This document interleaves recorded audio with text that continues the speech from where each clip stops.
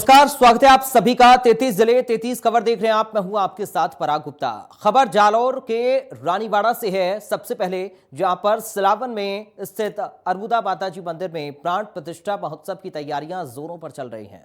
बता दें कि 12 मई से 14 तारीख तक चलने वाले 3 दिवसीय इस कार्यक्रम में पूर्व मुख्यमंत्री वसुंधरा राजे को भी बुलाने के लिए आमंत्रित किया गया है।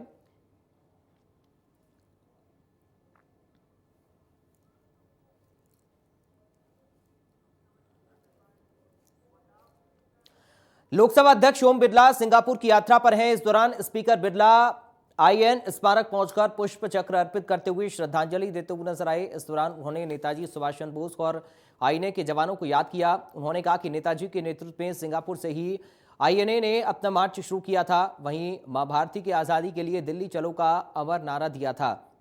बिरला ने कहा कि यहां आकर अमर बलिदानियों के प्रति मन कृतज्ञता से भर उठा। वहीं इस दौरान स्पीकर ओएसडी राजीव दत्ता भी साथ में मौजूद रहे।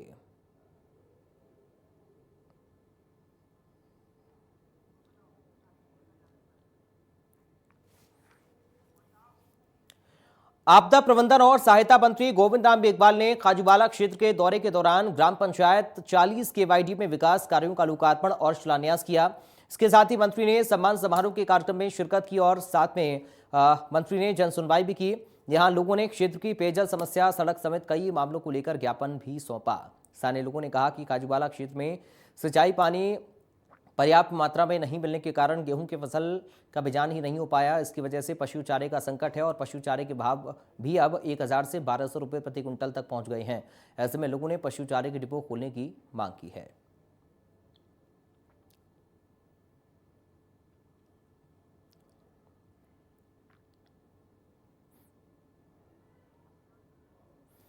तो मंत्री मेघवाल ने जन सुनवाई की है। मंत्री ने सम्मान समारोह में शिरकत की है। तस्वीर हम आपको दिखा रहे हैं। 40 केवाईडी में विकास कार्यों का लोकार्पण किया। मंत्री मेघवाल ने काजूवाला का दौरा किया है, जहां पर सम्मान समारोह में शिरकत की है। 40 केवाईडी में विकास कार्यों का मंत्री ने लोकार्पण किया है।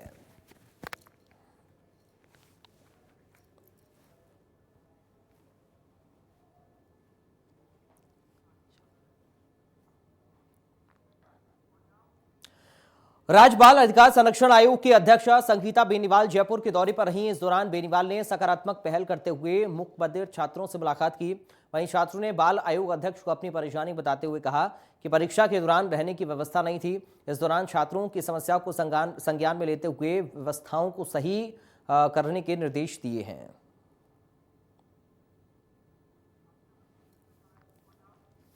उद्योग मंत्री शकुंतला रावत अपने 1 दिवसीय दौरे को लेकर बानसूर पहुंची, जहां पर बानसूर के गांव आलमपुर में शहीद राजकुमार की मूर्ति का फीता काटकर अनावरण किया। इस मौके पर कार्यक्रम की अध्यक्षता बानसूर पंचायत समिति प्रधान सुमन सुभाष यादव ने की। वहीं उद्योग मंत्री के गांव में पहुंचने पर महिलाओं ने स्वागत किया और इस दौरान उद्योग मंत्री शकुंतला रावत ने वीरांगनाओं का शॉल उड़ाकर सम्मान किया। इस मौके पर सीआरपीएफ इंस्पेक्टर राजवेंद्र सिंह, हवलदार दयाराम चंदेला, सरपंच राजेंद्र यादव समेत भारी संख्या में ग्रामीण मौजूद रहे।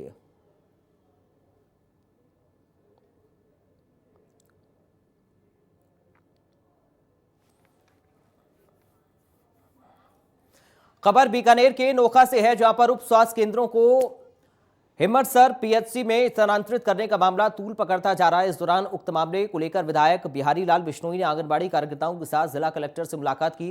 विधायक बिश्नोई ने कहा कि इन सभी 9 उप स्वास्थ्य केंद्रों को नौका तहसील में ही रखा जाए। इससे जिला प्रशासन की तरफ से चलाया जा रहा पुकार अभियान भी प्रभावित नहीं होगा। अभी जो इस बजट में राजस्थान सरकार ने जनता की मांग पर 2 उप तहसील नौका में नई गठित की, 500 और दसरा सर, और नई उप तहसीलों का पुनर्सीमांकन जो नौका के तहसीलदार ने किया, वो 16 मार्च को जो सीमांकन हुआ वो जायज़ था। और उसके बाद क्या राजनीतिक दबाव रहा कि 21 तारीख को तहसीलदार ने नया परिसीमन जारी करते हुए हमारे जयसर पटवार मंडल के तीनों गाँवों को, धोपवाड़िया, जयसर, गोंदूसर को 5 नौका से निकाल के जसरासर में डाल दिया और राशीसर और जेगड़ा पटवार मंडल के 3 गाँवों को नौका से निकाल के 5 में डाल दिया। ये बहुत ही अव्यवहारिक बात है। जनता को सुविधा की जगह बड़ी दुविधा खड़ी हो गई। माध्यमिक शिक्षा बोर्ड कक्षा 10वीं की परीक्षाएं आज समाप्त हो गई हैं। हालांकि प्रवेशिका का अंतिम पेपर कल आयोजित किया जाएगा। इस दौरान सवाई माधोपुर क्लस्टर इंचार्ज माया सैनी ने बताया कि बौनी क्लस्टर में 4,169 छात्र पंजीकृत थे। इनमें से 4,045 छात्रों ने परीक्षा दी। प्रवेशिका के पंजीकृत 155 विद्यार्थियों में से 151 विद्यार्थी उपस्थित रहे। क्लस्टर इंचार्ज ने पुलिस प्रशासन और सहयोगी स्टाफ को परीक्षा के सफल आयोजन के लिए आभार व्यक्त किया। छात्रों ने बताया कि इस बार का पेपर काफी अच्छा हुआ है और बेहतर परिणाम की उम्मीद है।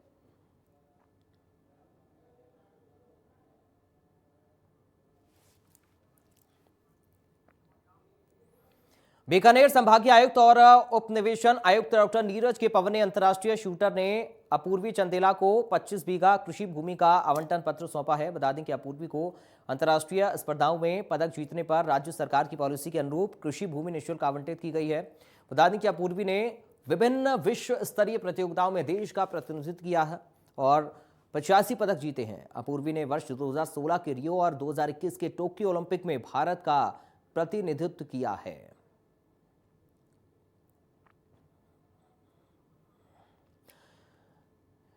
तो आप तस्वीरें देखिए, अपूर्वी ने देश के लिए कई पदक जीते हैं। रियो ओलंपिक में भी देश का प्रतिनिधित्व अपूर्वी ने किया और अपने परिवार का, प्रदेश का, देश का नाम रोशन किया।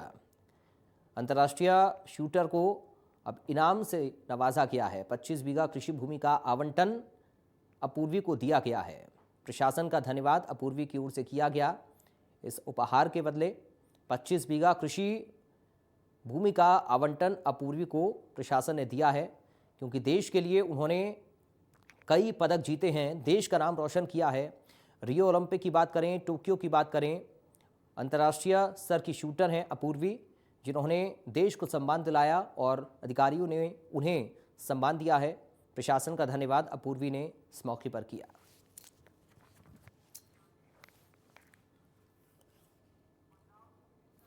खबर बीकानेर से है, जहां पर नगर निगम महापौर सुशीला कंवर राजपुरोहित एक्शन मोड में दिखी। राजपुरोहित अचानक से निगम पहुंची, जहां उन्हें कार्यालय में कर्मचारियों की कुर्सियां खाली मिली। इसके साथ ही निगम में सफाई व्यवस्था भी बदहाल दिखी। बता दें कि इसको लेकर मेयर ने नाराजगी जताई है। मेयर ने बताया कि अभी हाल ही में कलेक्टर और संभागीय आयुक्त ने निगम का औचक निरीक्षण किया था। इस निरीक्षण के बाद निगम के अधिकारियों की कार्यशैली में कितना बदलाव आया, इस उद्देश्य के साथ आज उन्होंने निगम का औचक निरीक्षण किया।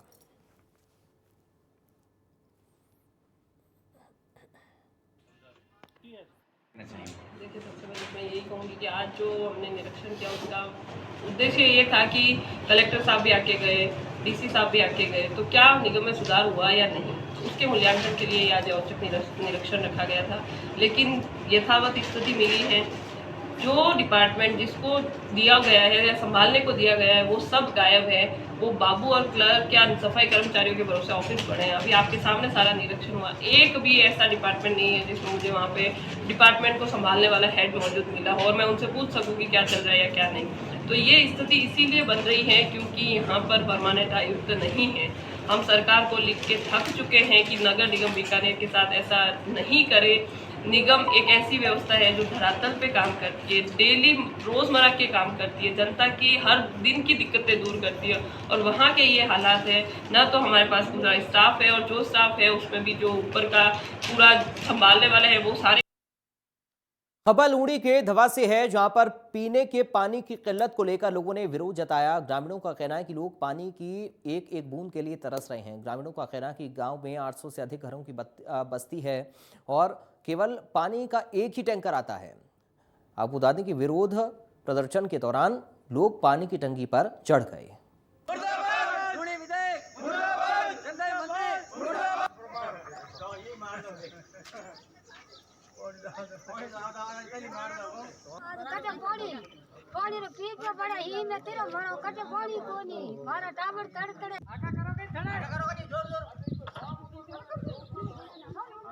मंत्री पानी प्रशासन, पानी प्रशासन, पानी प्रशासन। देखिए, आपने तस्वीरें आप देखिए कैसे लोग नारेबाजी कर रहे हैं जोर जोर से प्रशासन के खिलाफ।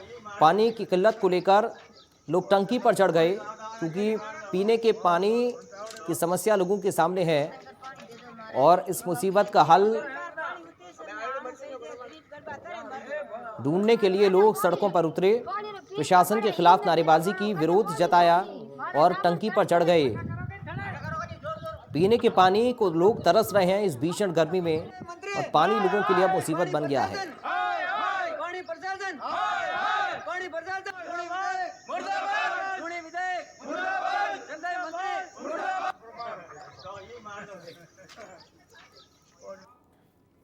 खबर धौलपुर से है, जहां पर रोडवेज बस स्टैंड पर प्राइवेट और रोडवेज बस के कर्मचारियों के बीच में झगड़ा हो गया। झगड़े के दौरान प्राइवेट बस के कंडक्टर ने रोडवेज बस के ड्राइवर के हाथ में चाकू मार दिया। घटना से गुस्साए रोडवेज कर्मियों ने बस स्टैंड के सर्विस रोड पर जाम लगा दिया। जाम की खबर मिलते ही निहालगंज थाना प्रभारी बाबूलाल पुलिस जाब्ते के साथ मौके पर पहुंचे, जहां पुलिस की समझाइश के बाद रोडवेज कर्मियों ने जाम हटाया। रोडवेज बस ड्राइवर की शिकायत पर आरोपी को गिरफ्तार करने के बाद पुलिस पूछताछ कर रही है।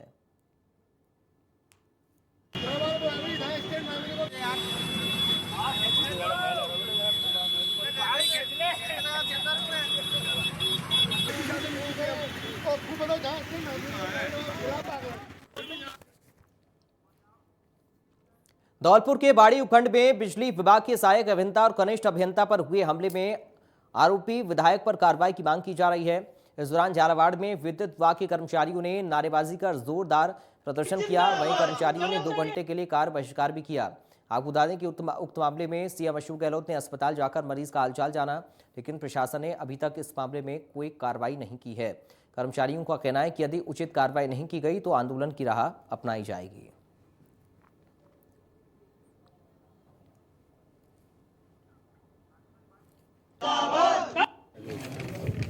ये मामला ये है कि हमारे एक सहायक अभियंता और कनिष्ठ अभियंता के साथ बाड़ी में एक वारदात हुई थी।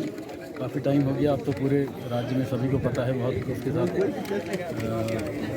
बुरी तरह मारपीट की गई, 21-22 फ्रैक्चर आए हैं। अभी तक भी वो अस्पताल में है। माननीय मुख्यमंत्री महोदय भी स्वयं उनका हालचाल जानने के लिए अस्पताल गए थे, तो सभी को पता है। लेकिन दुख का विषय है कि अभी तक दोषियों के खिलाफ कोई कार्रवाई नहीं हुई। पुलिस ने अभी तक उनको गिरफ्तार भी नहीं किया है। इसी का विरोध जताने के लिए हम सब एकत्रित हुए हैं और हमारी ये मांग है कि दोषी जो भी व्यक्ति हैं उनको तुरंत गिरफ्तार करके उनके खिलाफ जो भी नियम सम्मत कानून सम्मत कार्रवाई है वो की जाए। भरतपुर में स्वास्थ्य सहायक कर्मचारियों के समर्थन में सर्व समाज के लोग सड़कों पर आ गए हैं। बता दें कि शहर के बिजली घर से कलेक्ट्रेट तक रैली निकाली गई। रैली में पूर्व सांसद पंडित रामकिशन, बीजेपी के पूर्व जिलाध्यक्ष समेत कई पदाधिकारी मौजूद रहे। बता दें कि कोरोना काल में नियुक्त हुए संविदा कर्मियों को हटा दिया गया है। इसी को लेकर सीएचए कर्मचारी विरोध कर रहे हैं। कर्मचारियों का यह कहना है कि इस सबको 2022 संविदा कैडर में शामिल किया जाए। दादी के करीब 1100 संविदा कर्मियों को हटाया गया है। आंदोलन के दौरान संविदा कर्मियों ने मुख्यमंत्री के नाम जिला कलेक्टर को ज्ञापन सौंपा।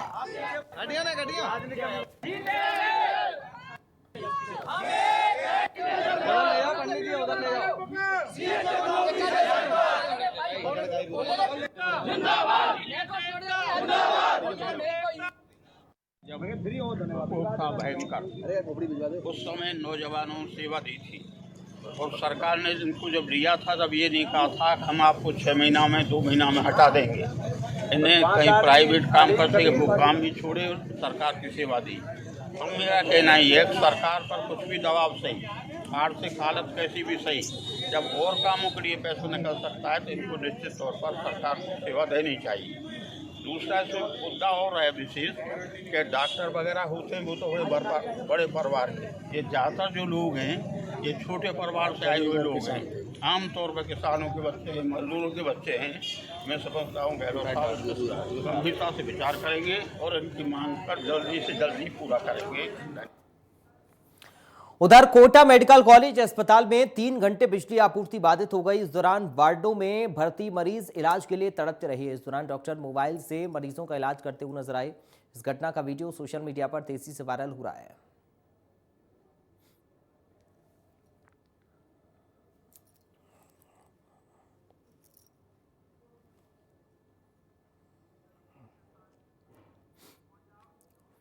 खबर राजगढ़ से है, जहां पर मास्टर प्लान के तहत सराय बाजार में कार्रवाई की गई। इस दौरान जिला कलेक्टर और एसपी राजगढ़ पहुंचे। बता दें कि जिला कलेक्टर और एसपी ने ध्वस्त किए गए मकान, दुकान और मंदिरों का मुआयना किया। इस दौरान उन्हें इस कार्रवाई से प्रभावित हुए लोगों का विरोध भी देखने को मिला। इस मौके पर अतिरिक्त जिला पुलिस अधीक्षक ग्रामीण कई प्रशासनिक अधिकारियों के साथ मौके पर मौजूद रहे।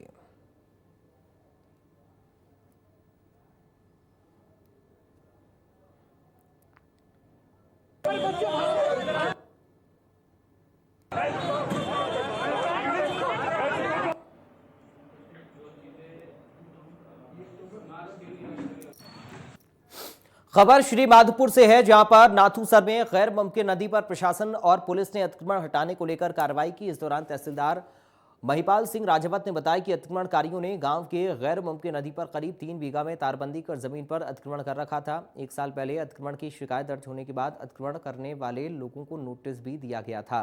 इसी समस्या को लेकर टीम मौके पर पहुंची और जेसीबी से जमीन पर तारबंदी से किया हुआ अतिक्रमण हटाया गया।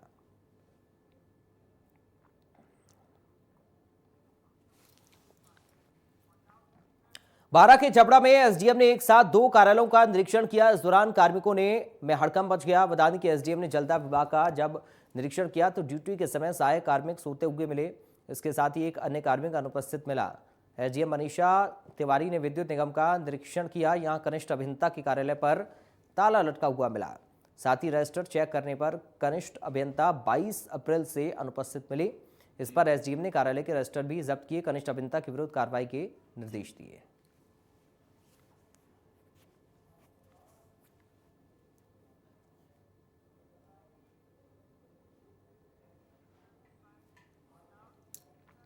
खबर डूंगरपुर से है, जहां पर जिला पुलिस अधीक्षक के निर्देश पर अवैध कारोबार के खिलाफ सघन अभियान चलाया जा रहा है। इस दौरान मुखबिर की सूचना पर एक जेसीबी और डंपर को अवैध रूप से कवार्ड्स पत्थर का खनन करते हुए पकड़ा गया। पूछताछ में जेसीबी और डंपर ने गाड़ी के पेपर नहीं दिखाए। इस मामले की सूचना खनन विभाग को भी दे दी गई है।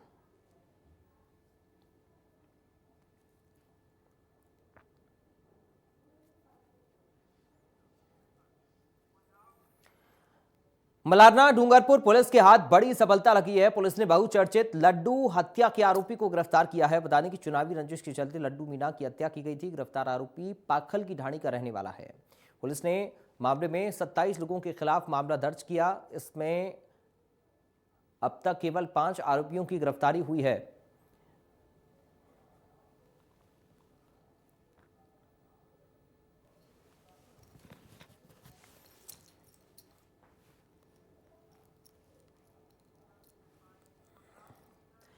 उधर जोधपुर के मथुरादास माथुर अस्पताल में ब्लड बैंक में अचानक से छत का बड़ा हिस्सा गिर गया। इस हादसे में 2 लोग घायल हो गए। बता दें कि टेक्नीशियन अश्वनी और हरवंत चौहान घटनास्थल पर काम कर रहे थे। अचानक छत का प्लास्टर टूटकर उन पर गिर पड़ा। सूचना पर मौके पर पहुंचे लोग और घटनास्थल की जांच पड़ताल वहां पर शुरू की गई। घायलों को प्राथमिक उपचार के लिए भेज दिया गया।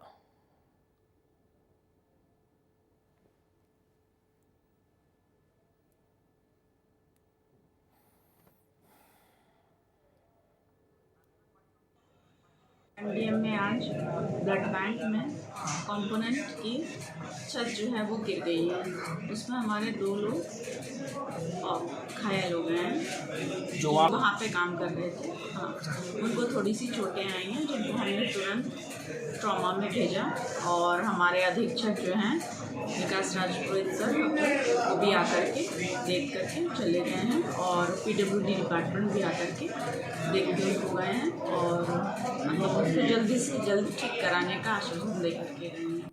खबर हनुमानगढ़ से है, जहां पर भावल देसर में सांड ने युवक पर हमला कर दिया। इस हमले से युवक की मौत हो गई। बता दें कि सांड ने युवक को जमीन पर पटक दिया। जब युवक ने चिल्लाना शुरू किया तो युवक के परिजन मौके पर पहुंचे, सांड को मौके से भगाया, लेकिन तब तक युवक की मौत हो चुकी थी। सूचना पर पहुंची पुलिस और शव को पोस्टमार्टम के लिए भेज दिया।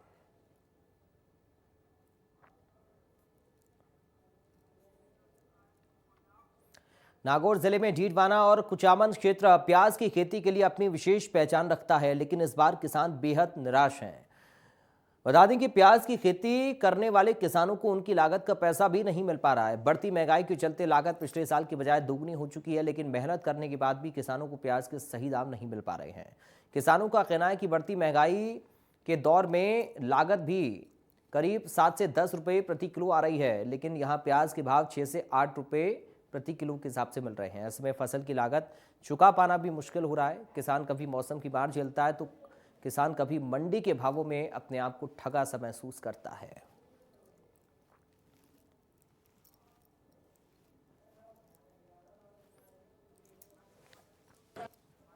अभी इस हमारे इलाके के अंदर अब की बार सबसे ज़्यादा बम्पर खेती प्याज की थी किसानों ने। कम पानी होने के बावजूद भी, हालांकि ये जो फसल है वो ज़्यादा पानी से होती है, लेकिन उसके बावजूद लोगों ने अपने अपने तरीके से खेती की और बहुत शानदार इलाके के अंदर खेती हुई थी। लेकिन बाकी इलाके के अंदर, मंडियों के अंदर जहाँ भी प्याज गए हैं, आज स्थिति है कि 7 रुपये 6 रुपये प्याज की लागत आती है ये कुंटल के, ये किलो के। और हालत ये है कि 4.5-5 रुपये का भाव है, इससे भी कम है। तो पूरा का पूरा इलाका का जो प्याज का जो किसान है वो पूरा बर्बाद हो चुका है। और इलाके के अंदर प्याज पड़ा है, लोगों के अभी भी प्याज निकाले हुए हैं, लेकिन प्याज की खेती अब की बार बर्बाद होने के साथ साथ में सरकार द्वारा न खरीद करने के कारण किसान बड़ो पसोपेश में है और किसान इस मामले में प्याज का किसान बर्बाद हो चुका है। मैं खुद किसान परिवार से होने के नाते आपको थोड़ा बताना चाहूँगा कि जितने भी किसान भाई है उन्होंने प्याज की जो फसल बोई, आज उनकी स्थिति ये है कि उनको लागत मूल्य भी नहीं मिल रहा है कि बाज़ार में 6 से 7 रुपये किलो के भाव से भी प्याज को कोई लेने वाले नहीं है।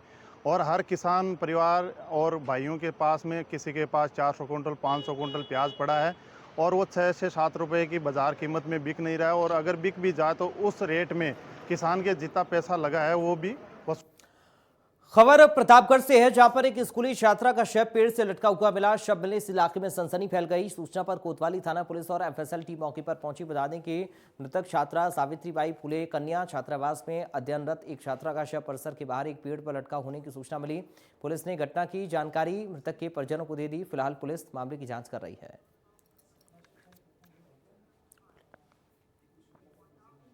झुंझुनू के बीहड़ की रौनक इस समय देखने लायक है। बता दें कि ताल छापर अभ्यारण्य की तर्ज पर झुंझुनू के बीहड़ की विकास यहां पर किया जा रहा है। बीहड़ में 45 काले हिरण छोड़े गए हैं। सभी हिरणों को बीकानेर से लाया गया है।